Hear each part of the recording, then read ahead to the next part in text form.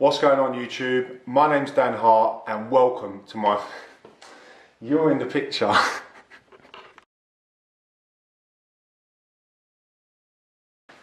What's going on YouTube? My name's Dan Hart and welcome to my YouTube channel. So you're probably thinking, who's this guy? What do you do? What do you know? Today's video is a small insight into my life and just to say hello to you guys out there. So I was born on the 12th of December 1987. I'm not going to tell you my age, I'll let you do the maths for yourself. My heritage and my family originally are from Islington in London, and when my parents had me, we moved outside of London and now live in Bedfordshire in a small town called Dunstable. It's nothing special, but it's home. This is where I grew up, this is where I made friends, I went to school here, I've done all my college courses here, I've had jobs here, and this is where I reside and socialise nowadays. So I got through school okay, and it was at the age of sort of 17 or 18 where I was doing my A-levels and I didn't really know what I wanted to do. A couple of friends started to enrol on a gym instruction course at college which ran beside our A-levels. So I just thought, yeah, I'll do that, that's where my friends are. I didn't go to the gym, I was skinny, I was 5'5", I didn't have no interest. I liked football and PE, that was it. So to start with, doing the level 2 gym instruction course, it took a year. Because I was under 19 it was free, happy days.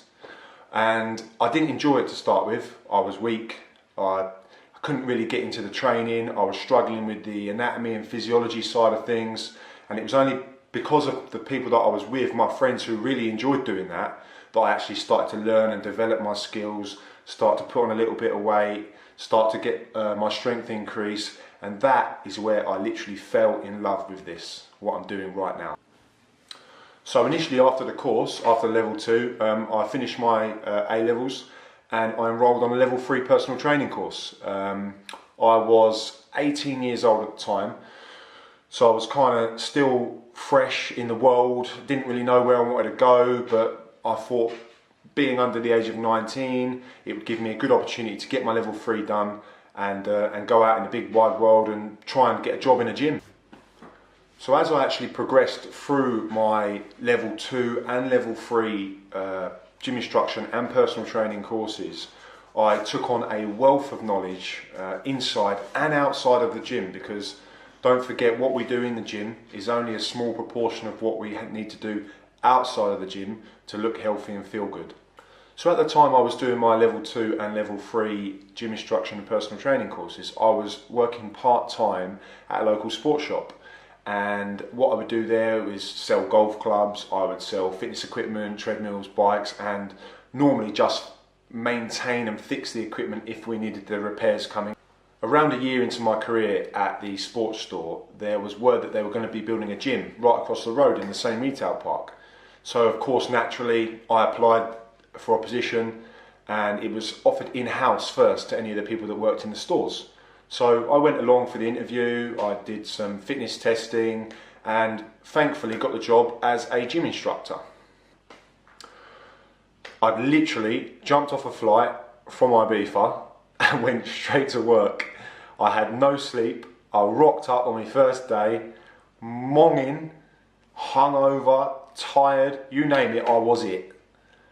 And I remember working with one chap who was all singing, all dancing, massive bloke, you know, lifted God knows what under the squat rack, on the bench, you name it, he lifted it. And he kind of took me under his wing a little bit on the day, showed me the ropes. I started doing some personalised programs for people. I took some small ab sessions throughout the day. I come away at the end of my shift, which did finish at about 2 in the afternoon, as I started at 6. I came away feeling very tired, but very, very excited. And that is where my journey begins, really. In this role, I probably spent about 2 years.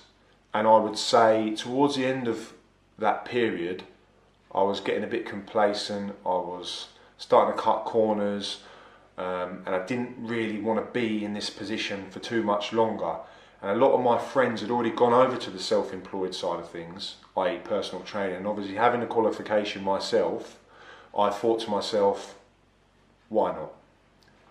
So it was actually here that I took the plunge. I went into self-employed within the same company, so under that same bracket, and I'd already sort of generated a good steady clientele base. So on my last week of the gym instruction stuff, I would approach all of my clients and ask them if they'd be willing to pay a little bit extra for some personalised sessions and more regular sessions. So let's say out of 50 people, 10 people said, yeah, you know what, Dan, I've been training with you for 2 years for once a month. Let's take it up a notch. Let's see where we can go with the training. And they actually signed on with me, personal training. So I had about 9 to 10 clients, male and female, of all different age ranges that began to start training with me. For me, this is where I learned the most out of becoming a personal trainer. For the next 3 years I worked under their umbrella, and I managed my own time, I managed my own schedule, I paid rent to the gym, which was tough at first. Starting out, it was really, really hard. I had to go and walk the gym floor. You know, as you do, you have to go out and tout for your own business. You have to sell yourself and you have to sell the product.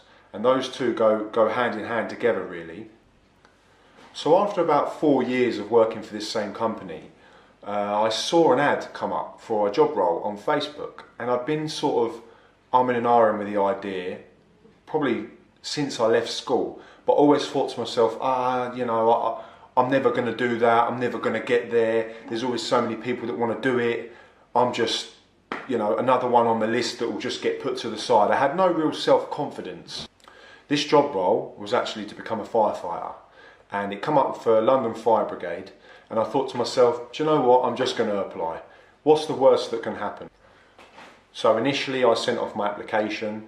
A couple of months later I got an email back saying, the first word was literally, congratulations.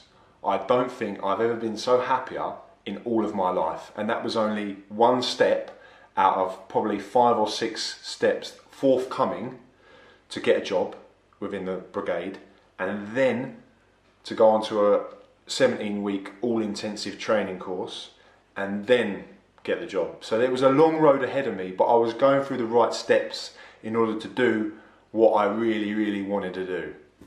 I would say over the next year of my career working at the gym, I was doing these different stages of recruitment to join the London Fire Brigade. And surely enough, bit by bit, day by day, week by week, month by month, I kept seeing that word, congratulations, on the email. And every time that I had one of those emails that got me through to the next stage, I just had more and more determination, inspiration and motivation to go out and get this job that I'd wanted for so many years. Back end of 2011, I get accepted into London Fire Brigade. I start my training course February 2012, the day after Valentine's Day, and I always remember that day. And I met 10 other individuals like myself that had gone through the stages that I'd just gone through to get onto this 17-week training course. It was hard. It was 9 to 5, Monday to Friday in Southwark, in South London, and I had to get there on a coach every morning, come home every night, try and train my clients, try and go to the gym myself. It was a struggle. About halfway through, 2 months into my course, I had to leave the gym because it was getting on top of me. I was starting to feel run down and a little bit ill, and I didn't want to jeopardise my role within the brigade. I started to feel tired and run down. I wasn't giving my clients 100% of my time and my effort, and I just felt that was wrong. So for that time being, I just told them to hold off. I left the gym and I would be back with them in another 2 months. At the time, I really struggled with this decision. I had been working there for 3 to 4 years. I'd built up a strong client base. I put everything into my business. But essentially, I knew, and ultimately, that it was the right decision in the end. Because 2 months later, I passed from fire brigade training and I was sent to my first station in Westminster, which is right in the centre of London. I've now been in the fire brigade for 6 years, serving at Westminster, Kentish Town, Southall, and now I'm at Soho. And for those of you who don't know where Soho is probably the most central station in London and has some monuments like Piccadilly Circus, Oxford Street, Regent Street, Big Ben, Buck Palace, Houses of Parliament. All those kind of areas are looked after by myself and everyone else who works at that fire station. Coming out the back end of training school, over the last 6 years, I've been working 2 days and 2 nights, but I also get a lot of time off, mainly for rest and recovery, as our shifts can be quite horrendous sometimes and it does take it out of you, as you can quite imagine. The commuting alone is quite long. However, I wouldn't do it if I didn't love what I do and love the people that I work with. So I probably had around about 5 or 6 people who actually converted over with me, and now I train them by myself at their house on my days off, early mornings, late nights, whenever it suits them. I carry kit around in my car, dumbbells, TRX, I've got a TRX rip trainer, I've got some resistance bands, some dyno bands, I've got a speed ladder, kettlebells. I carry it all around with me and I take it to them. They can sit in the comfort of their own home. Not too comfortable obviously, but it suits them and it suits me. As of last week, I just started at a new personal training studio that is run by 2 of my friends, Anthony and Craig. And this is called Impulse Personal Training, and you can find this, if you're local, within a local area, you can find this in Caddington, which is just off of the A5 in Bedfordshire, sort of between Dunstable and Luton.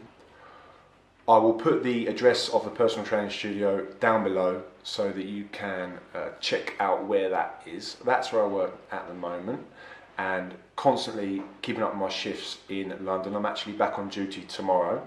So just a little bit more about me. I don't want to bore you too much. I do understand this is my first video. I don't want to cram a load of information about me in your face. I'm currently 6'2" tall. I weigh 85 kilos. Or for those of you who don't know the conversions, it's about 13.5 stone. I normally maintain that weight or fluctuate between 13 and 13.5 stone all year round. If I do go under 13 stone, it's usually in the summer where I'm trimming down. I'm starting to get a lot leaner, which I will obviously document for you. This channel is a fitness channel. It is all about what I eat, what I do on a daily basis, how I train, what I'm lifting, and I won't just show you my bench press, I'll show you my deadlift and I'll show you my squat. It's more about content for you guys on how you can train, on how you can get bigger, on how you can lose weight, on how you can tone up, on how you can rehab from an injury. So I'm not the biggest guy in the gym, I never have been, I never will be. I'm not the strongest, I'm not the leanest, but one thing that I am a genuine person. And I do genuinely want to help people when I go to work every single day. For the last 10, 11, 12 years, I've gone to work with the intention of helping people. And that is what I want to do. And just want to say thank you to every single person that's taken the time to click on my video. Please don't forget to click subscribe if you want to see some more. And that's it. I'll leave it there. Thank you very much.